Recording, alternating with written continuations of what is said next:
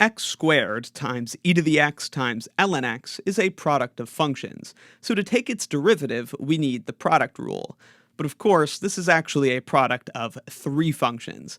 Thankfully, the product rule generalizes very naturally to three functions, and I've written it here for your reference. The product rule for two functions is f prime g plus g prime f.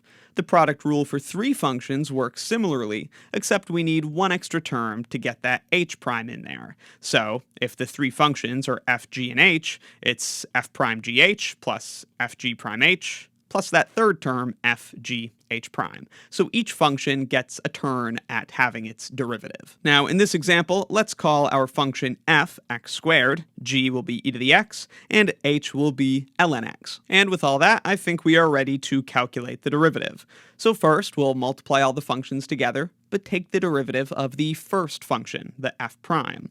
The derivative of f is the derivative of x squared, which of course is 2x. And then we just multiply that by e to the x and ln x. Then, in the second term, we'll take the derivative of the second function. So now the first function, x squared, is going to be unchanged.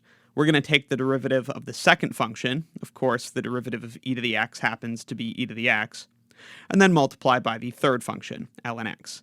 Now in the third term, we'll take the derivative of the third function. So the first function is not going to change, just x squared. The second function is not going to change, just e to the x.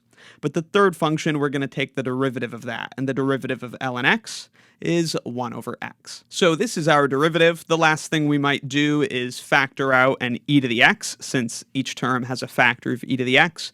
And then, of course, we can also cancel an x with that 1 over x. And after doing that, we also have a factor of x in each term, so let's factor that out as well. And that is the derivative of x squared e to the x ln x using the product rule for three functions.